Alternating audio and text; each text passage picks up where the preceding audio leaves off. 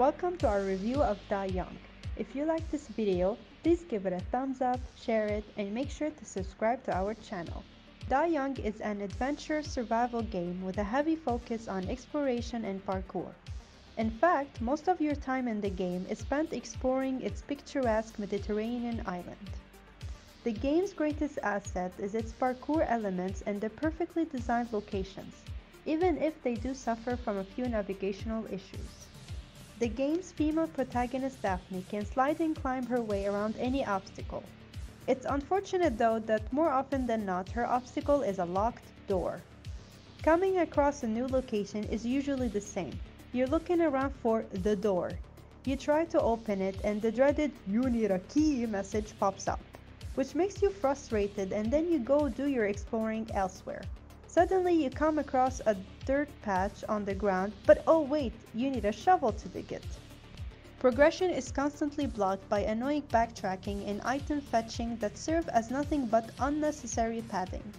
If the pacing was handled a bit better, and if these constant restrictions on progression were a bit more limited, Da Young would have been a much better paced experience.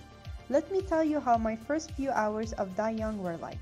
I came across a certain gate, but its key is on the other side of the map inside a duck's kennel. To get it though, you'll have to poison the dog, but you need a recipe to craft the poison. To craft the poison, you need the pharmacy tools, which you'll find inside of a huge maze-like manor. You get my point. This sequence of events describe my whole experience with Da Young, but despite all of that, I still was hooked on the game from start to finish. Da Young starts by giving you a list of landmarks to look for and find on your own, with no guide whatsoever. It's easy to get lost and lose track of what you have to do next, especially in the first few hours, which were my least favorite parts of the game. The open landscapes of the first chunk of the map left me a bit lost, as its landmarks were simply a few bland abandoned houses that were separated by the large open spaces of green fields. I spent a lot of time wandering around aimlessly, simply trying to figure out how to proceed. I didn't encounter this problem in the other parts of the island though, as they were much better defined and had landmarks that are more memorable. If you're a fan of the old Tomb Raider games or of the games like Death Stranding and Dying Light, then you'll enjoy Da Young's ambiguity in its navigation. The game doesn't tell you where to go next or what to do. A large green circle on the map is all the guidance you'll get. This made my whole experience with the game annoying, but extremely satisfying. The sense of satisfaction came from the fact that I had to memorize the layouts of each new area. Each of Da Young's locations felt more menacing to tackle than the dangerous cultists roaming the island. One particular area was the most realistically designed environmental location I have ever seen in my gaming career.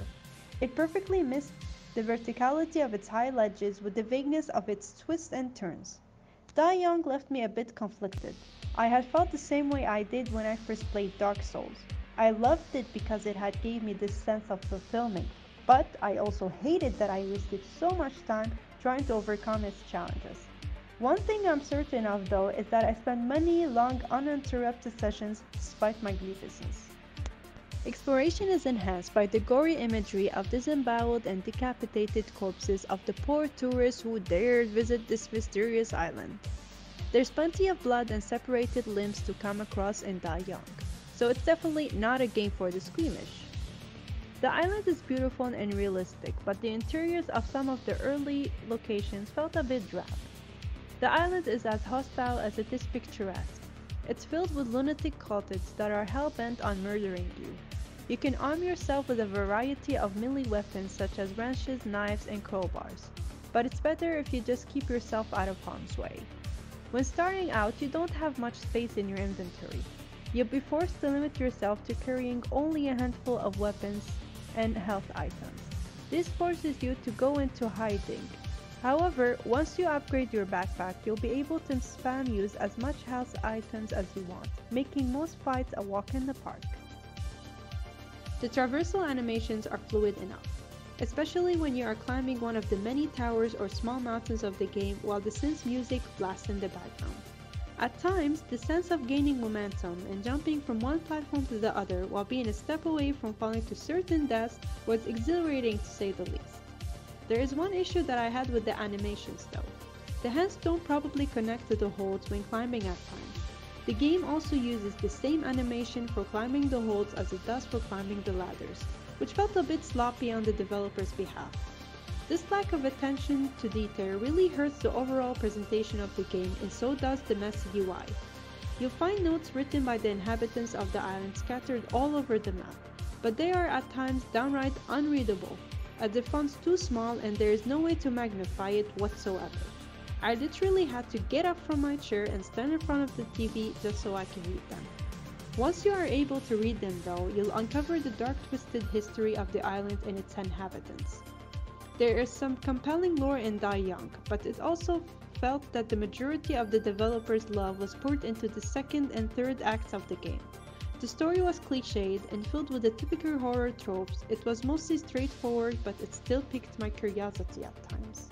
I tried my best to describe Die Young without comparing it to other games, especially the AAA titles, but that proved hard to do.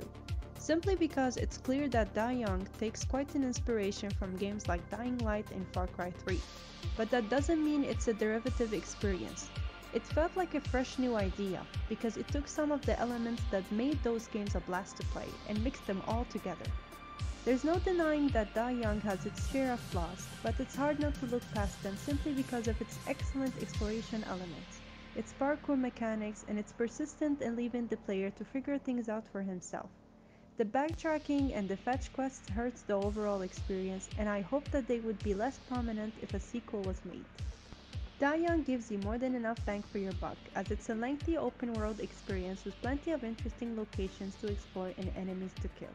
If you liked our video, please subscribe to our channel and follow us on Instagram. Your support means everything to us.